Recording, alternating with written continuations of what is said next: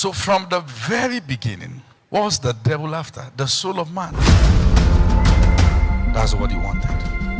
He wanted a situation whereby the man that God made for his own image will be recruited on his own side. It is a game of thrones. Who will pitch his throne in the heart of men? The moment this guy fell, the first thing he noticed, the Bible said they heard the voice of the Lord walking in the cool of the day, and they both hid themselves. And I want to perceive that as long as you stay in the will of God, you have no business with demons.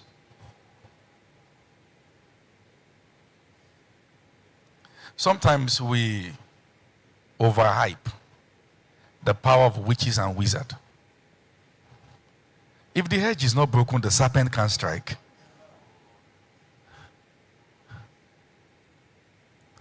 Witches are low intelligent creatures. They are not that smart. Go to anywhere, gone to places, raise an alarm that the power of God will run across this place. You see witches confessing. Hey, I will not do it again. I was sent to come and destroy you. I'm indestructible. The power of the Most High is at work in me. And that's not about me as an apostle. It is about every believer. You have it. From the moment you gave your life to Christ, you were quickened with him. You are seated in Christ, far above all principalities. It takes lowering yourself to banter with them. We don't need costume to show power. It is inside. The power we have is not until we wear anything red and tie it on your head and do all those smelly stuff. This is the kind of power you wear and wears you, and you still maintain your steez. It's just there. You don't look like it, but you carry it. When we carry this fragrance anywhere, the possibility, my oh my, look up everyone, look up everyone. Have you, I want to give an illustration. And I don't want my illustration to be termed materialistic. I just want to give an illustration. Is that okay now? If you are struggling, let's say for instance, you are struggling, let's say you need 50,000 naira. And you're struggling. How do I get 50,000 naira? How do I get 50,000 naira? And then, give me a name. So let's say you are how do I get 50K? Then you just look to your right, maybe on a train you are sitting. I'm sure it is Elon Musk. I'm careful. But there are people you see, they smell money. Something just tells you that you are wrong to be thinking about 50K. Because without promising you anything, the fragrance they carry tells you that some things are possible. Because Christ is at work in us as we move, we have not yet carried the kingdom until we overhaul impossibilities with our own possibilities. There are two approaches to this.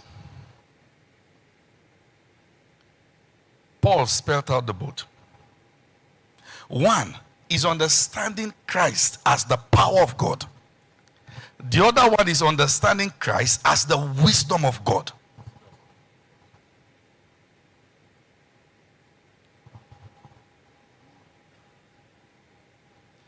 Let me tell you, nothing gives me joy like people saying, please come pray for this person.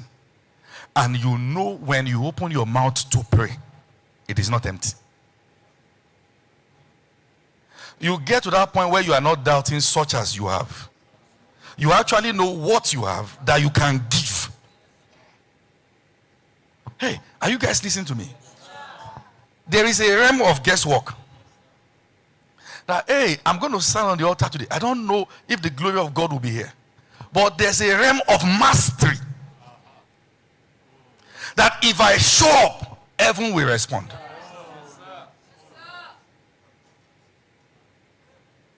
There's a realm.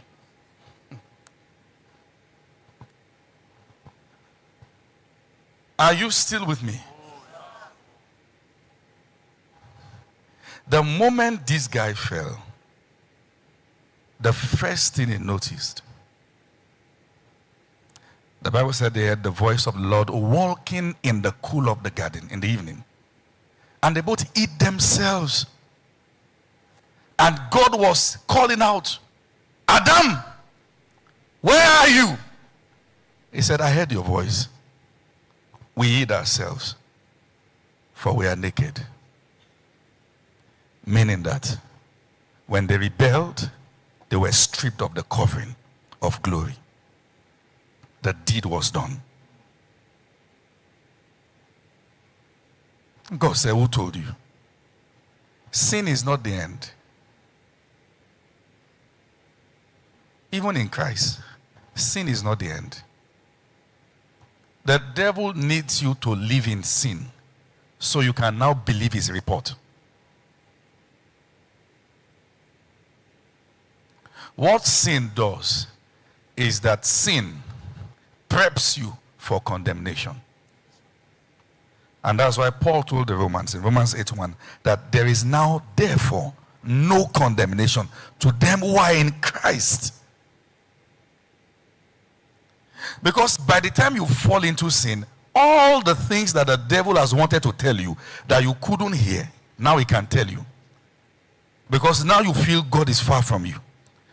And that's why when Paul was listing the weapons of our warfare in Ephesians 6, the things he was listing didn't look like weapons. How do you tell me that the shoe of the gospel was a weapon or is a weapon?